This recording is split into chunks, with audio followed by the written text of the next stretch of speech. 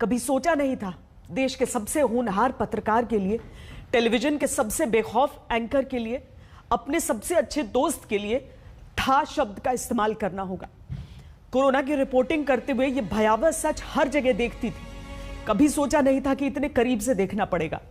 रोहित सरदाना। मैं उनकी पत्रकारिता की स्टाइल की फैन हूं। लोग बहुत कुछ बोला करते थे, पर रोहित को कभी फर्क नहीं पड़ता था। सोशल मीडिया पर उनके तीखे कटाक्ष, टीवी स्क्रीन पर उनकी प्रेजेंस, रोहित के पास हर बात का तर्क था। उनके पास कभी शब्द कम नहीं पड़ते थे। सांसें कम पड़ गई। ये जाने की उम्र नहीं थी रोहित, ये जाने का समय नहीं था। तुम तो कभी नहीं हारते थे। इतना सरल नहीं है, तुम मांग लो सदस्यता। देखो मैं टीएमसी से नहीं हूं ना अभी। नहीं मैं टीएमसी से रहता तो मैं भी कोशिश कर लेता शायद, लेकिन टीएमसी से नहीं हूं। जिंदगी का दंगल कैसे हार गए रोहित? जब भड़कती है भुजाएं, देश के मुद्दों से गूंजे दसों दिशाएं। तुम्हारे पास तो हर सवाल का जवाब था। तो मदारी बनिए आप। अब आप मदारी का काम देखिए ना। आप एक काम कर लीजिए। मदारी का काम होगा आपके इंडिया टुडे में। इसके बाद अगर मैं मदारी हूं तो बंदर कौन है आप खुद सोच लीजिए ना। जीवन का ये जवाब कैसे नहीं ढूंढ पाए रोहित? नमस्कार, आप देख रहे हैं खबरदार। मैं हूं आपके साथ रोहित सरदाना। तुम कभी निशब्द नहीं थे। चाइना का फोबिया किसको है, ये 15-20 मिनट की बातचीत सुनने के बाद सबको क्लियर हो जाएगा। पर आप आए आज तक पर, आपने हमसे बात की, उसके लिए मैं आपको शुक्रिया नहीं कहूंगा सर, मैं गेट वेल सून कहूंगा। Get well soon. हमें निशब्द क्यों छोड़ा रोहित? अयोध्या और मैं वो आदमी हूं जिसकी स्पॉट रिपोर्टिंग में इस केस का फैसला हो गया, तो मैं जीवन भर और मेरे बाद भी सब लोग इस बात को याद रखेंगे।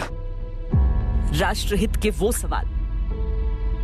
सबूत किसने मांगे थे सर्जिकल स्ट्राइक के? पोस्टर किसने लगाए थे सर्जिकल स्ट्राइक के सबूत के लिए? ये किसने कहा था कि वहां 4 दरख्त गिरे हैं केवल? किस पार्टी के नेता थे वो जिन्होंने ये बात कही थी? वो असहज मुद्दे। आपको अच्छा लगेगा कि जिनकी आप पूजा अर्चना करते हैं, जिनको आप अपना सब कुछ मानते हैं, भगवान मानते हैं, जिनमें आपकी आस्था है, आपसे कोई कहे कि जाओ अदालत में साबित करके आओ इनका जन्म कहां हुआ था, लाओ इनका आधार कार्ड लेके आओ, इनका राशन कार्ड लेके आओ? अच्छा लगेगा आपको? तुम नहीं तो कौन रोहित? तुम नहीं तो कौन? छोटे से ब्रेक के बाद दंगल जारी, आप देखते रहिए आज तक।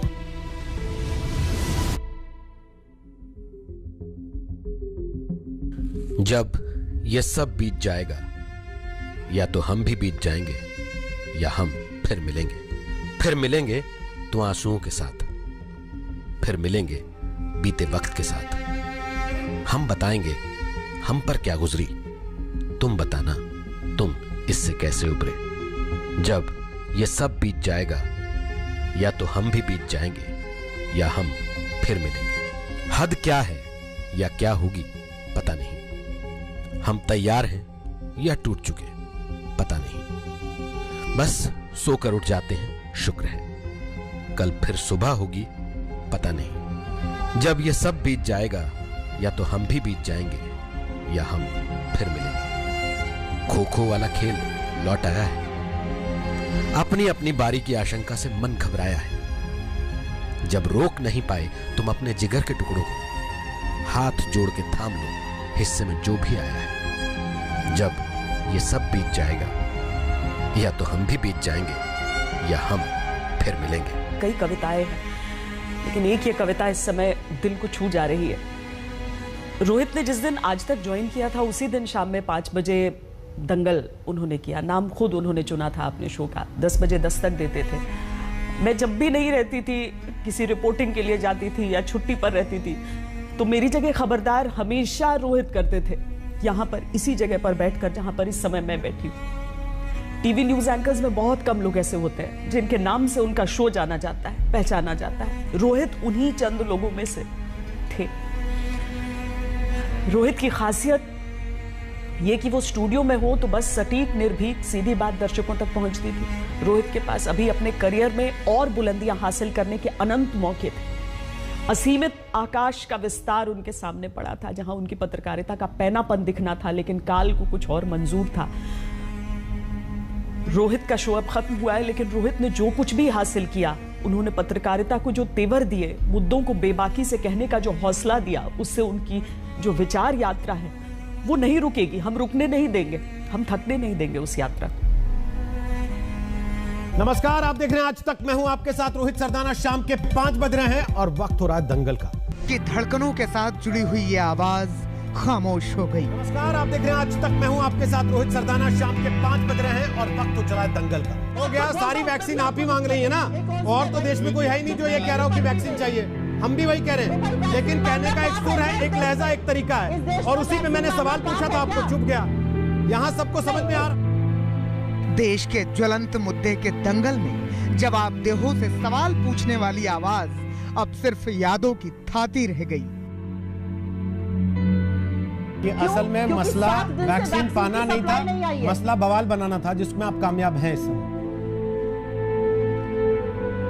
तो रोहित जी, आपको लगता है कि वैक्सीन ना होने पर देश में सरकार? मेरा सवाल बड़ा सीधा सा है सुप्रिया जी, मुझसे लड़ने की आवश्यकता नहीं है, लोगों के प्रति मेरे से लड़ने की आवश्यकता नहीं है। मेरा बड़ा सीधा सा सवाल है, आपको वैक्सीन चाहिए था, आपने स्वास्थ्य मंत्री से बात की। मैं आपसे लड़ भी नहीं रही हूं। आपको वैक्सीन पाने के लिए स्वास्थ्य मंत्री के पास जाना था या मीडिया प्लेटफॉर्म पे प्रेस कॉन्फ्रेंस करने जाना था? इलेक्ट्रॉनिक मीडिया की दुनिया में जैसे वज्र गिर गया। देश के जाने माने और आज तक के चैनल के दिग्गज एंकर रोहित सरदाना को काल ने हम सभी से छीन लिया।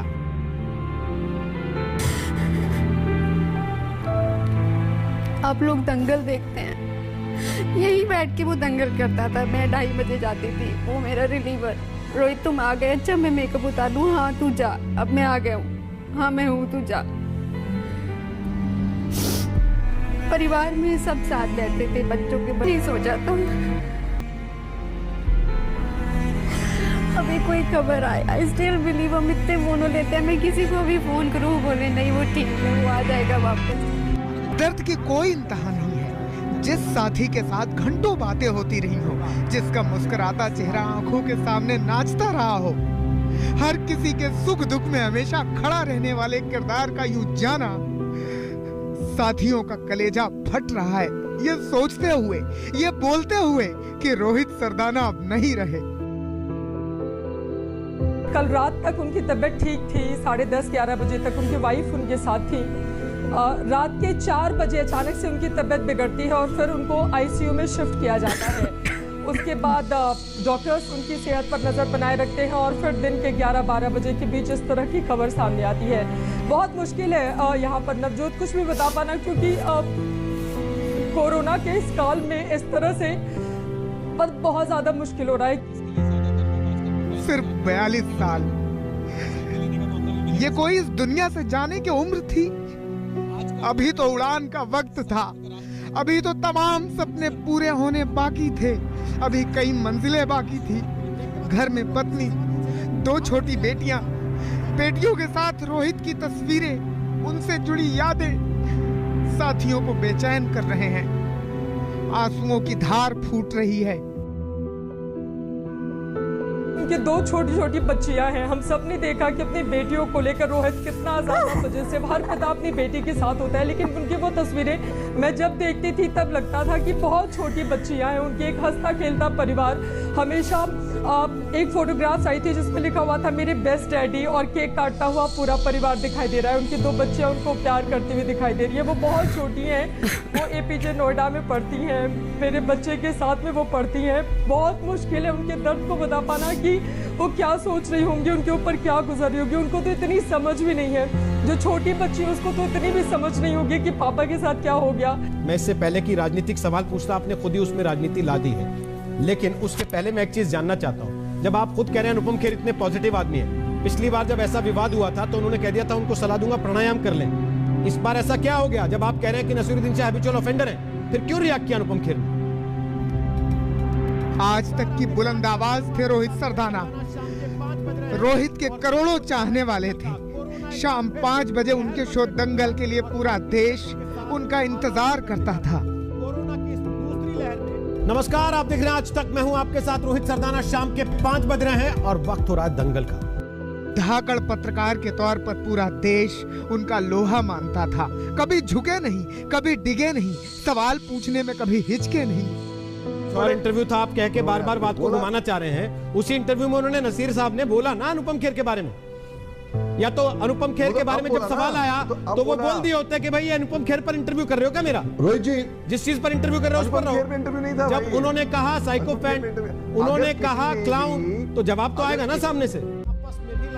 कम से कम शब्दों में, कभी कटाक्ष के रूप में, कभी सीधे सीधे सवालों से वो सबको अपना मुरीद बना लेते थे। अच्छे अच्छों की बोलती बंद कर देते थे। क्या इस देश का कोई व्यक्ति तिरंगा लहराएगा या वंदे मातरम गाएगा, जिसके लिए पहले मना कर देते थे? परसों वारिस पठान बैठे थे यहाँ पर, उन्होंने खुद विधानसभा में खड़े होकर कहा था कि मैं नहीं गाऊंगा वंदे मातरम। आज वो चौड़े होकर यहाँ पर कह रहे थे कि हम तो वंदे मातरम गाते हैं। एहसान है क्या देश पर? जो देश के प्रतीक चिन्ह है उनको अपनाना, क्या उस देश पर एहसान है? रात के 10 बज रहे हैं, आप आज तक पर दस्तक देख रहे हैं। नमस्कार, मैं रोहित सरदाना आपका स्वागत करता हूँ। हर रोज रात 10 बजे आज तक के शो दस्तक में रोहित सरदाना देश के मुद्दे को सामने रखते थे। जब हमारे डॉक्टर्स के हाथ में वैक्सीन है, फिर भी महाराष्ट्र के कुछ इलाकों में नियंत्रित लॉकडाउन लगाना पड़ा। सवाल है क्यों? जवाब है कोरोना के टीकाकरण की धीमी रफ्तार।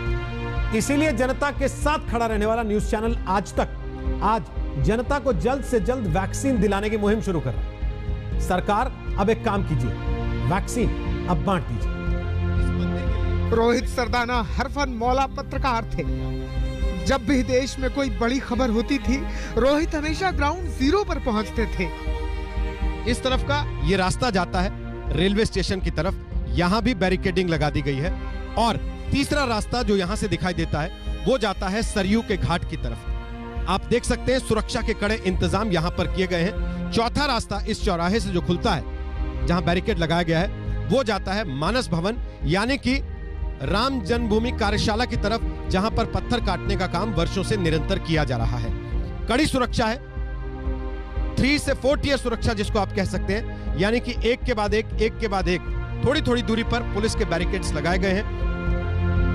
देश के दिग्गज नेताओं से देश के मुद्दे पर बहुत बेबाकी से सवाल करते थे रोहित सरदाना।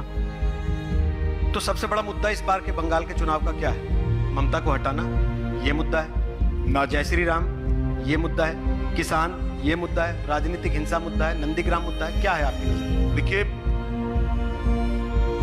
रक्षा मंत्री राजनाथ सिंह असम के एक दिन के दौरे पर हैं। एक दिन में 3 रैलियां हो रही हैं। आज आपको लेकर चलते हैं रक्षा मंत्री राजनाथ सिंह के साथ असम यात्रा के उनके एक दिन के पड़ाव पर, और जानते हैं कि आखिर असम की जनता की उम्मीदें क्या हैं और असम की जनता से भारतीय जनता पार्टी के वादे क्या हैं। क्या आपको लगता है कि रोजगार को लेकर लोगों की उम्मीदें बहुत ज्यादा हैं? आप उसको एड्रेस करने के लिए क्या कर रहे हैं? अपने संकल्प पत्र में क्या ला रहे हैं? महंगाई उनको बहुत चुभ रही है और महंगाई नेताओं के भाषणों से गायब है। उसको एड्रेस करने के लिए क्या कर रही है सरकार? The bronze in the category goes to आज तक रोहित सरदाना अयोध्या। रोहित सरदाना आज तक की आवाज को बुलंद करते रहे। तमाम पुरस्कार और सम्मान से वो नवाजे जाते रहे। हाल ही में उन्हें ENBA के 3 अवार्ड मिले थे। करीब 2 दशक से समय की रफ्तार के साथ कदम ताल करते हुए रोहित सरदाना इलेक्ट्रॉनिक मीडिया के दमदार हस्ताक्षर बन चुके थे। पिछले दिनों उन्हें कोरोना संक्रमण हो गया था। सब कुछ ठीक था। अचानक गुरुवार की रात उनकी तबीयत बिगड़ी थी। उन्हें नोएडा के मेट्रो अस्पताल ले जाया गया था। गुरुवार दिन में उन्होंने कई कोरोना पीड़ितों को फोन के जरिए मदद भी मुहैया करवाई थी। शुक्रवार की दोपहर अचानक उन्हें हार्ट अटैक आया था। इसके बाद कुछ कहने और सुनने को नहीं रह गया। रोहित सरदाना इस दुनिया में नहीं रहे। इस खबर से आज तक के साथियों पर तो जैसे गमों का पहाड़ टूट पड़ा। एक बार भी तो यकीन करना मुश्किल था कि हमेशा हंसते मुस्कुराते जिस रोहित सरदाना को हमेशा फ्लोर पर देखा था, वो अब कभी दिखाई नहीं देंगे। उनके निधन पर विश्वास करना मुश्किल था, लेकिन हकीकत तो यही थी। आज रोहित सरदाना हमारे बीच नहीं है, लेकिन अपनी धाकड़ पत्रकारिता के जरिए उन्होंने जो अलग जगाई थी, उनकी वो आवाज, उनका वो अंदाज जमाना सदियों तक भुला नहीं पाएगा। करोड़ों दिलों में रोहित सदियों तक धड़कते रहेंगे। समय इजाजत दे नहीं रहा। ये एपिसोड यहां पर खत्म हो रहा है आज दंगल का।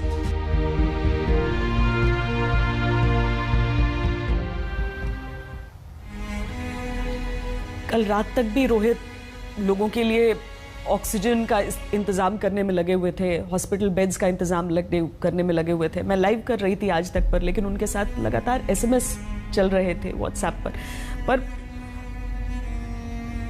अपना दर्द दिखाते नहीं थे, इसलिए पता नहीं चला कि किस परिस्थिति में है। आज सुबह कुछ ऐसी खबर हमारे सामने आ सकती है, सोचा नहीं था बिल्कुल। रोहित ने कभी भी सवाल पूछने में कभी कमजोरी नहीं दिखाई थी। उन्होंने व्यवस्था से जनता का सवाल उठाया। रोहित टीवी पत्रकार थे, लेकिन उनकी डिजिटल मौजूदगी उतनी ही प्रखर थी।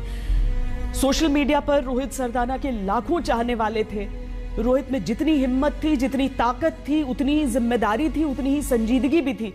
रोहित ने राजनेताओं से जो तीखे और बेबाक सवाल किए, उसे कई बार समाज में व्यापक असर के तौर पर महसूस किया गया। आज जब रोहित नहीं रहे तो राष्ट्रपति रामनाथ कोविंद, प्रधानमंत्री नरेंद्र मोदी, सबने उन्हें विनम्र श्रद्धांजलि दी है।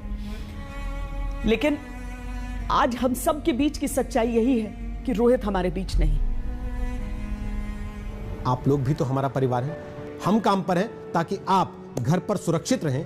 आपको घर बैठे कोरोना से जुड़ी हर जानकारी, हर खबर सही समय पर मिलती रहे, इसलिए हम दफ्तर आ रहे हैं।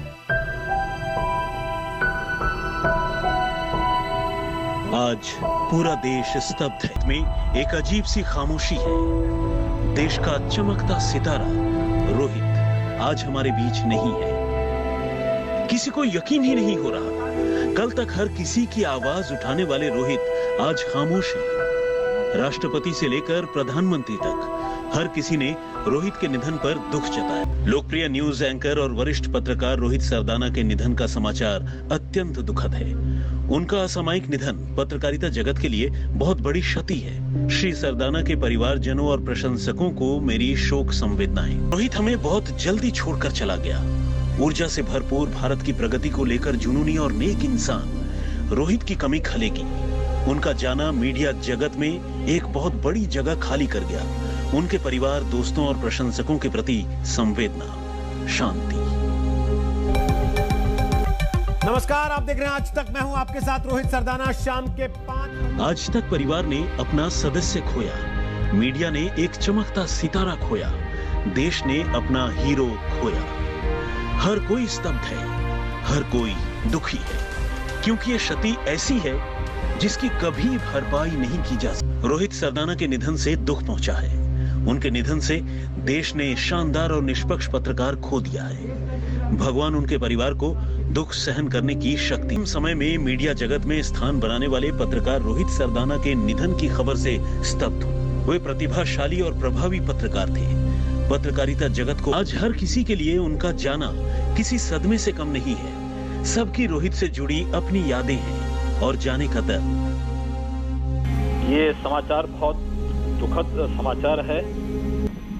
ये केवल पत्रकारिता के लिए नहीं, बल्कि लोकतांत्रिक मूल्यों के प्रति जिन लोगों के यानी जो लोग संवेदनशील हैं, वह हर व्यक्ति इस समाचार से बहुत दुखी है।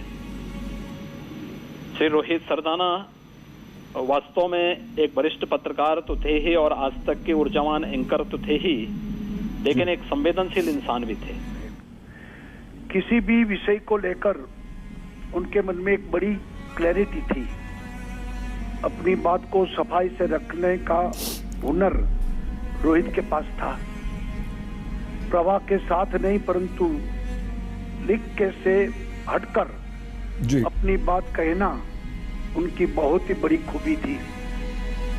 आलोचना हो या प्रशंसा, इससे जरा भी विचलित हुए बिना उन्होंने प्रामाणिकता से पत्रकारिता किया था। मुझे बहुत दुख है और मुझे दुख उनके परिजनों के प्रति बहुत ज्यादा है, जो पता नहीं इस मुश्किल घड़ी से कैसे निकल पाएंगे। लेकिन मैं अपनी सांत्वना देना चाहता हूँ, संवेदना देना चाहता हूँ और एक उनकी आत्मा को परमपिता परमेश्वर अपने चरणों में जगह दे। हम दुआ कर सकते हैं। रोहित जब स्कूल में पढ़ता था, 90s की बात है, मेरा उनके घर पे आना जाना था। कुरुक्षेत्र में स्कूल में पढ़ता था और हम लोग उसको हाथ पे हाथ डाल करके मैं खेल के मैदान में ले जाता था उसको। मेरा एक व्यक्तिगत संबंध उससे था। अब उन्होंने इतना कभी बताया नहीं, लेकिन उनके पिताजी श्याम सरदाना जी वो हमारे गीता स्कूल में प्रिंसिपल थे। कभी आपके मन में सवाल आया कि इनके साथ ऐसा क्यों हो रहा है? पक्ष हो या विपक्ष, रोहित के पास हर किसी के लिए सवाल थे। ये मजदूर मर क्यों रहा सड़क पे फिर? वो एक निष्पक्ष पत्रकार थे। आज तक के वरिष्ठ एंकर और देश के जाने माने पत्रकार श्री रोहित सरदाना जी का आकस्मिक निधन अत्यंत दुखद। दिवंगत आत्मा को शांति एवं शोक संतप्त परिजनों को दुख सहने की शक्ति दे भगवान। वो पत्रकारिता के दंगल के महारथी थे, लेकिन अभी एक लंबी जंग लड़नी थी सिस्टम की खामियों के खिलाफ। शोषित की आवाज बन वो इस जंग में आज तक परिवार को अकेला छोड़कर चले। अपने चाहने वालों के लिए दिल में एक दर्द लाशें गिनकर अपनी कमीजें सफेद करना ऐसी महामारी के समय में, इसको कोई भी जस्टिफाई नहीं कर पाएगा। ये राजनीतिक पार्टियों को समझना चाहिए। रोहित के असमय निधन से आज तक ने अपने परिवार का एक सदस्य खोया है। मीडिया जगत में एक चमकता सितारा खोया है। रोहित के मेरे जैसे जो लोग उसे बहुत पसंद करते थे, करोड़ों फैंस, उन्होंने अपना हीरो खो दिया है। ये जो बीमारी है ये भारत पर अभिशाप बनकर आई है। लोग अपने आसपास के लोगों को ऐसे खो रहे हैं जिन पर यकीन करना मुमकिन नहीं। इसीलिए जरूरी है कि कोरोना के खिलाफ लड़ाई को युद्ध मानकर अब लड़ा जाए। खबरों में बने रहिए हमारे साथ, देखते रहिए आज तक। और हाँ, मास्क पहनना बिल्कुल ना भूलें। कोरोना को मात मास्क के साथ। महामारी के इस तूफान में आज तक के मंच से रोहित सरदाना अपनी जिम्मेदारी बखूबी निभा रहे थे।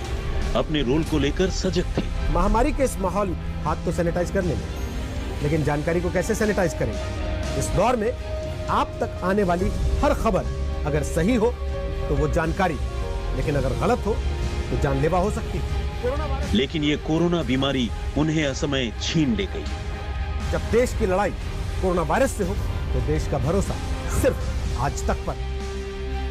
रोहित अब इस दुनिया में नहीं रहे, तो ये समय इस बात की ताकीद का है कि हम खबरदार ही रहें, ताकि कोई और रोहित जुदा न हो। इस कोरोना के सामने जरा सा भी नहीं थकना। छोटी सी चूक, थोड़ी सी बेपरवाही भारी पड़ सकती है। कोरोना हर रोज पहले से विकराल रूप में सामने आकर डरा रहा है। कोरोना ने 29 अप्रैल के आंकड़ों में 3,86,000 की संख्या को पार कर लिया और मौतें तकरीबन 3,500 हुई हैं। विदेशों से मिल रही मदद के बावजूद अभी देश भर के अस्पतालों का हाल सही नहीं हुआ है। लोग हॉस्पिटल बेड्स के लिए, दवाओं के लिए और ऑक्सीजन के लिए परेशान हो रहे हैं, तड़प रहे हैं। एक तरफ कई लोग लंबी लंबी कतारों में खड़े हैं ताकि उनका ऑक्सीजन सिलेंडर रिफिल हो सके, वहीं पर वो लोग जो ऑक्सीजन रिफिलिंग प्लांट में काम करते हैं, जिंदगी उनके लिए भी काफी मुश्किल हो गई है। कई लोग दिन में 20 घंटे लगातार काम कर रहे हैं, क्योंकि वो ये जानते हैं कि एक ऑक्सीजन सिलेंडर रिफिल होने की कीमत क्या है। यहाँ पे हमें बेड नहीं मिल रहा, हम काफी देर से खड़े पेशेंट लेके।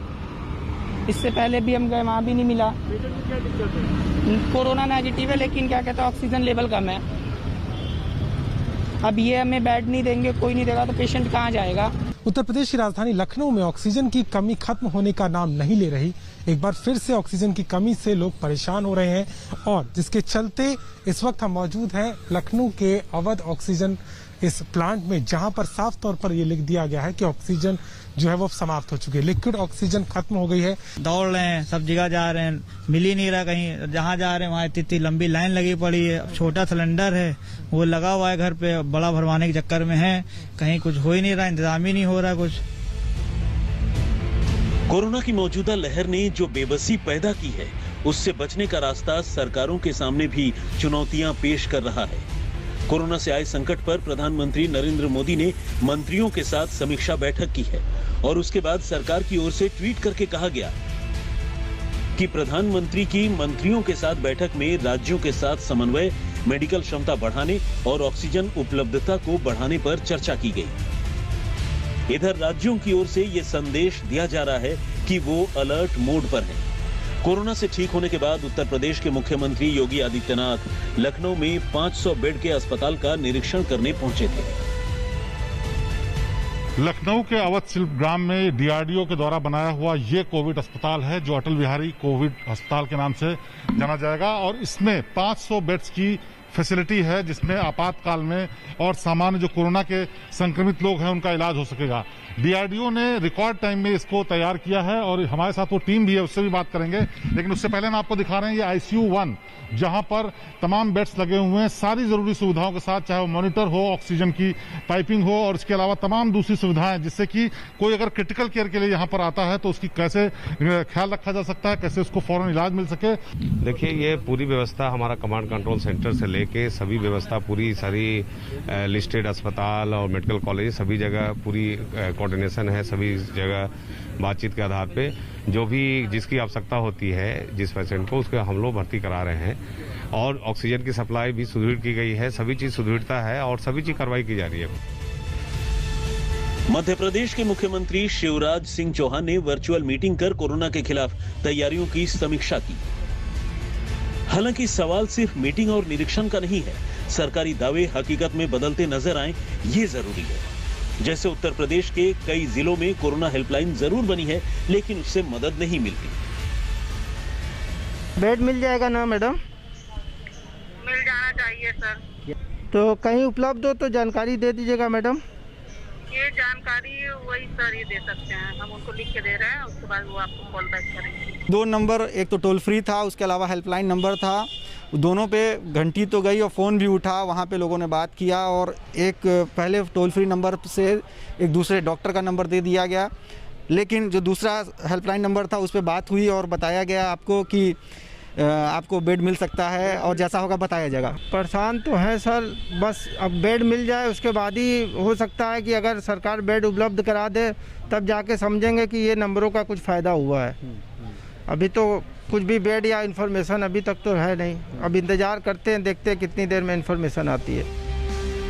कोरोना के खिलाफ जंग में सरकारी व्यवस्थाएं किस कदर नाकाफी साबित हो रही हैं और कैसे उन पर लोगों का भरोसा उठ रहा है, इसे आम आदमी पार्टी के विधायक शोएब इकबाल की बातों से समझ सकते हैं, जिन्होंने दिल्ली में राष्ट्रपति शासन की मांग कर दी है।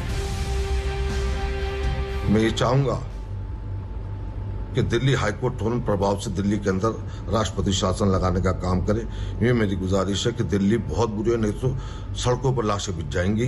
तुरंत इस दिल्ली हाईकोर्ट इसका आदेश करे, दिल्ली में जो है राष्ट्रपति शासन लगाया जाए तुरंत प्रभाव से। कोरोना की ये लहर इम्तिहान ले रही है। सरकारें जितना खुद को सजग बताने की कोशिश कर रही हैं, उन्हें उतना होना भी होगा और जिम्मेदारी हमारी आपकी भी है। कोरोना के खिलाफ जंग जीतनी है और जरूर जीतनी है। आज तक ब्यूरो। सरकार को आईना दिखा रहे हैं तो आपको भी आईना दिखाएंगे। देश कोरोना से त्राही त्राही कर रहा है, लेकिन प्रधानमंत्री के संसदीय क्षेत्र वाराणसी में किस तरह की लापरवाही चल रही है वो देखिए।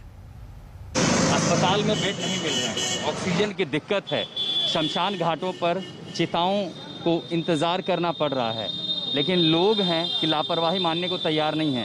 बनारस की गलियों में हम इस समय और वाराणसी में किस तरह, देखिए लॉकडाउन की नौबत आई है। 3 दिन के लिए लॉकडाउन बढ़ाया जा रहा है, नाइट कर्फ्यू लगाया जा रहा है, वो इसलिए कि लोग भीड़ भाड़ से बचें, थोड़ी तो जागरूकता है।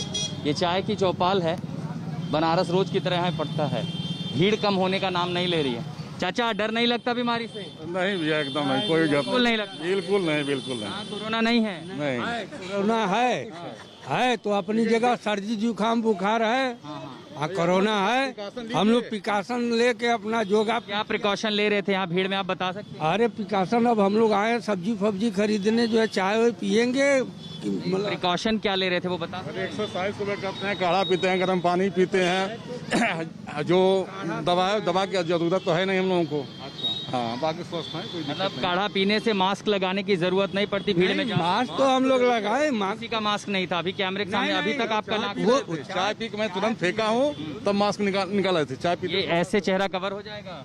हाँ, ऐसे तो ठीक लगता है, इससे तो बहुत दिक्कत होता है मुझे। क्यों चाचा, डर नहीं लगता? लगता है, क्यों नहीं डर रहा। मास्क कहाँ है आपका? मास्क गया है, रखते हैं। आपको पता है अस्पतालों में बेड मिल रहे हैं, है ऑक्सीजन, कुछ हो गया तो परिवार वाले क्या कहेंगे? परेशान होंगे। हो क्या मुद्दा मजाक का नहीं है, जिंदगी और मौत का सवाल होता है। संजीदगी से सबको लेना होगा, हमको भी लेना होगा। कोरोना के खिलाफ लड़ाई में वैक्सीनेशन भी बहुत अहम है। इसी के तहत कल से तीसरे चरण का वैक्सीनेशन अभियान शुरू हो रहा है। 18 साल से 45 साल की उम्र के लोगों का टीकाकरण किया जाना है। इस अभियान के लिए बड़े पैमाने पर लोगों ने रजिस्ट्रेशन करा लिया है, लेकिन कई राज्यों में कल से टीकाकरण शुरू होने पर संदेह बना हुआ है। वैक्सीन की उपलब्धता न होने की वजह से कई राज्यों की ओर से साफ कहा जा रहा है कि वो 1 मई से तीसरे चरण का टीकाकरण अभियान नहीं शुरू कर पाएंगे। 1 मई से यानी कि कल से 18 से 44 साल की उम्र के लोगों का भी वैक्सीनेशन शुरू होना है। 45 साल से ऊपर की उम्र के लोगों का तो वैक्सीनेशन चल ही रहा है। अब कल से 18 से 44 साल के लोगों की उम्र के लोगों का भी वैक्सीनेशन शुरू होना है। इसका बहुत अच्छा रिस्पांस बहुत सारे लोगों ने रजिस्टर किया है देश भर में। अभी तक वैक्सीन हमारे पास पहुंची नहीं है। हम लगातार कंपनी के टच में हैं। हमें उम्मीद है कि कल या परसों तक वैक्सीन आ जाएगी। कोविशील्ड और कोवैक्सीन दोनों के लिए संबंधित कंपनियों को ऑर्डर जारी किए थे, खरीदने के ऑर्डर हमने प्लेस किए थे, लेकिन दोनों कंपनियों से संपर्क करने के बाद ये पता चला है कि 1 तारीख को वो हमें वैक्सीन के डोजेज दे नहीं पाएंगी और इसलिए 1 मई से वैक्सीनेशन का ये कार्यक्रम मध्य प्रदेश में प्रारंभ नहीं किया जा सकेगा। वैक्सीनेशंस बहुत बड़े पैमाने पे हम करने जा रहे हैं। आज मैं बड़े फख्र से ये कहना चाहूँगा कि हमारे राज्य ने 1,50,00,000 लोगों को वैक्सीनेट किया है और हमारे इसमें ही एक जो आंकड़ा है 5,44,000 इतना आंकड़ा हमने एक दिन में वैक्सीनेशन का जो क्रॉस किया है, मुझे लगता है वो हमारे राज्य में ही हमारे में ही वो एक अलग विक्रम हमने निर्माण किया है। देखिए, पूरा राज्य सरकार इसके लिए प्रयास कर रहा है। माननीय मुख्यमंत्री जी के नेतृत्व में पूरी टीम काम कर रही है। स्वास्थ्य विभाग, उद्योग विभाग के साथ मिलके हर चीज़ की मॉनिटरिंग कर रहा है कि कैसे ऑक्सीजन की रिफिलिंग की कैपेसिटी हम बढ़ाएं, हम ऑक्सीजन का ट्रांसपोर्टेशन बढ़ाएं और विगत कुछ दिनों में हम सब लोगों ने अपनी कैपेसिटी को बिल्डअप भी किया है। 15 मई तक हमको भारत सरकार ने 10 करोड़ भारत टेक से और 2 करोड़ सीरम से ऑलरेडी उन लोगों ने ऑर्डर ये कर दिया है, उसको रिजर्व कर दिया है। अब आप बताइए कि वो कंपनियां कहती हैं कि हम 15 मई तक तो आप भूल जाइए, 15 मई के बाद जो है मई के अंतिम सप्ताह में हम विचार करेंगे कि आपको कैसे करके पैसा लेके भी हमको जो है मई के अंतिम सप्ताह में देगा या नहीं देगा, ये उनके ऊपर निर्भर है। तो एक तरफ भारत सरकार ये कह रही है कि साहब आप जो है 18 से 45 साल के लिए क्रय करके वैक्सीन लीजिए। संक्रमण के बढ़ते मामलों को देखते हुए पश्चिम बंगाल में सरकार ने कड़े कदम उठाने शुरू कर दिए हैं। प्रदेश में सभी shopping complex, beauty parlour, cinema hall, restaurant, sports complex, gym, spa और स्विमिंग पूल को बंद करने का आदेश जारी किया गया है। इसके साथ ही किसी भी कार्यक्रम में भीड़ इकट्ठा करने पर पूरी तरह से रोक होगी। बाजार भी सिर्फ सुबह 7 से 10 और शाम में 3 से 5 बजे के बीच खोले जाएंगे। बीते 24 घंटे में पश्चिम बंगाल में कोरोना के 17,000 से ज्यादा केस आए हैं और 96 लोगों की मौत हुई है। बंगाल में फिलहाल कोरोना टेस्टिंग में हर तीसरा शख्स पॉजिटिव आ रहा है। हमारे साथ हमारे संवाददाता अनुपम मिश्र इस वक्त जुड़ रहे हैं फोन लाइन पर। अनुपम, देर तो आए, दुरुस्त कितना है, कितना डैमेज हो चुका है अभी तक? क्योंकि पूरे चुनाव के 8 चरण निकल गए हैं जब कोरोना की दूसरी लहर से पूरा देश दो चार हो रहा था। बंगाल खुला बेखौफ दिख रहा था। ये बताइए कि आज की परिस्थिति में इन कदमों के साथ कितना नियंत्रण में हो जाएगा सब कुछ? देखिए, नियंत्रण कितना होगा ये कहना बड़ा मुश्किल है। देर आए हैं दुरुस्त आए हैं ये कह सकते हैं, लेकिन देर कितनी हुई है उस पर काफी आशंका है, काफी सवाल भी उठ रहे हैं। और जैसा कि आपने कहा, जब सब जगह कोरोना बड़ी तेजी से बढ़ रहा था और पश्चिम बंगाल में भी बढ़ रहा था, उस दौरान यहाँ पर लोगों ने जो गैदरिंग की है, खास तौर पर चुनावी जनसभाएं, चुनावी रैलियां आपने भी देखी हैं, जिस तरीके से लोग शामिल हुए हैं कोरोना तेजी से बढ़ने के बावजूद, वो बड़ा भयानक और बड़ा भयावह हुआ है और उसी की वजह से लगातार इतने मामले बढ़ रहे हैं। अगर मैं आपको एक छोटा सा हिसाब दूं तो अगर 10-12 दिन पहले का अगर हम हिसाब देखें पश्चिम बंगाल में कोरोना संक्रमित मरीजों का, तो काफी कम था और पिछले 3-4 दिनों का अगर हिसाब देखें तो 17,000 के आसपास प्रतिदिन मामले आ रहे हैं और जो टेस्टिंग हो रही है वो 51,000, 53,000 या 55,000 से ज्यादा नहीं हो रही है। जी, और संजीदगी को इस मामले की समझना होगा, टेस्टिंग को बढ़ाना ही होगा। सोचिए इतने कम टेस्टिंग में 17,000 लोग, यानी कि हर तीसरा व्यक्ति कोरोना पॉजिटिव मिल रहा है वहां। कोरोना के इस अटैक से जूझना आसान नहीं है, लेकिन भारत हार नहीं मानेगा। अपनी और अपने घर वालों की चिंता किए बगैर देश भर के स्वास्थ्यकर्मी कोरोना मरीजों के इलाज में जुटे हुए हैं। उदयपुर के MB अस्पताल में डॉक्टरों ने 6 महीने से एक दिन भी छुट्टी नहीं ली है। इन कोरोना योद्धाओं पर संवाददाता तनुश्री की रिपोर्ट देखिए। अस्पताल से हमारे वार्ड बॉय से लेके नर्सिंग स्टाफ, गार्ड्स, डॉक्टर्स और सभी लोग इतना लगभग वर्ष से इसी कोविड महामारी से काम करते आ रहे हैं। उन परिस्थितियों में लगभग सभी लोग, एक तरह से थकान वाला फेज था और अब ये कंटिन्यू जिस तरह से पेशेंट बढ़ रहे हैं, संसाधन जितने हैं उन सब का पूरा भरपूर उपयोग किया जा रहा है, पर फिर भी इंडिया सेकंड लार्जेस्ट पॉपुलेशन है इंडिया की, तो जिस तेजी से अगर ये सेल्फ लॉकडाउन और अन्य मेजर्स को जो काम में नहीं लेंगे तो तेजी से केस बढ़ेंगे। कि आपकी खुद की मदर जो है वो कोविड ICU में यहाँ पे एडमिट है, फिर भी आप पूरे दिन दूसरे मरीजों का पहले ख्याल रखती हैं, बाद में उनके पास आप दवाई लेके भागी थी। अभी मैंने देखा आप दवाई लेके भाग रही थी। क्या वो हिम्मत है मैम आज के डेट में कि पूरे दिन इतना काम, और कोई नॉर्मल काम नहीं, इतना आप लोग इतनी खराब इमेजेस देख रहे हैं, लोगों को आप मरते हुए देख रहे हैं, किसी को ऑक्सीजन के लिए तड़पते हुए देख रहे हैं, इतना काम का प्रेशर में आप कैसे हैंडल कर रहे हैं पर्सनल सिचुएशन? मैम ये तो यही है कि हम लोग, मम्मी को भी ध्यान देना है मुझे और यहाँ के पूरे पेशेंट्स को भी ध्यान देना है।